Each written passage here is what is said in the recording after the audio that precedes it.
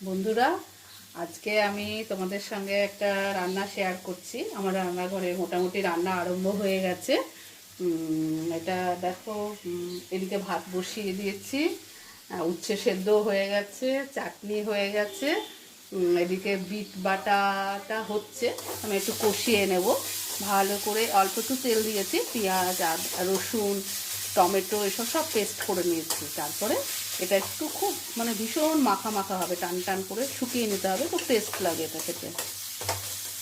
আর এদিকে আমি মাটনটা ম্যারিনেশন করে রেখে দিয়েছি, মোটামুটি 1 ঘন্টা হয়ে গেছে।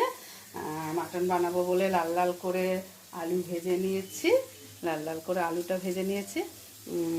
এবার আমি মাটনটা এখানে কড়াইয়ে তেজপাতা, গোটা গরম মশলা অল্প করে দিয়ে দিয়েছি।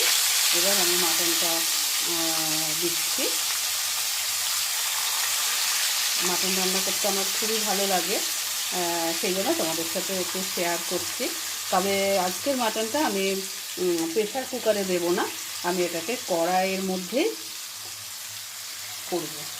কড়াইয়ের মধ্যে করলে কি হয়, একটু অন্যরকম টেস্ট হয়। আমি দেখেছি সব মশলা মোটামুটি আদা জিরে ধনে কাঁচা লঙ্কা বাটা, পেঁয়াজ কুচি, রসুন টসুন সব একসাথে পেস্ট করে ম্যারিনেশন করে রেখেছিলাম আমি। এবার শুধু এর সঙ্গে আমি একটু কাশ্মীরি লঙ্কার গুঁড়ো, একটু কালারটা আসবে বলে একটু কাশ্মীরি লঙ্কার গুঁড়ো, জাস্ট একটু কালার হলে ভালো লাগে, তাই কাশ্মীরি লঙ্কার গুঁড়ো একটু আমি দিয়ে দিলাম। এবার আমি মাংসটাকে আমার মোটামুটি 8 ঘন্টা ধরো কষাতে তো লাগবেই। তারপরে একটু গরম জল করে এটা আমি আজকে কড়াইয়ে রান্না করব ঢাকা দিয়ে। হয়তো 8 ঘন্টা, একটু 10-15 মিনিট সময় হয়তো একটু বেশি লাগবে, কিন্তু জাস্ট তাও ভালো লাগবে আমার মনে হয়। কড়াইয়ে যদি কষানো যায় বা কড়াইয়ে রান্নাটা করা যায়, প্রেশার কুকারে দিয়েও আমি করি, আজকে আমি একটু কড়াইয়ে করবো, আমি তোমাদের সাথে শেয়ার করলাম। কেমন হবে? খুব ভালো হবে মনে হচ্ছে।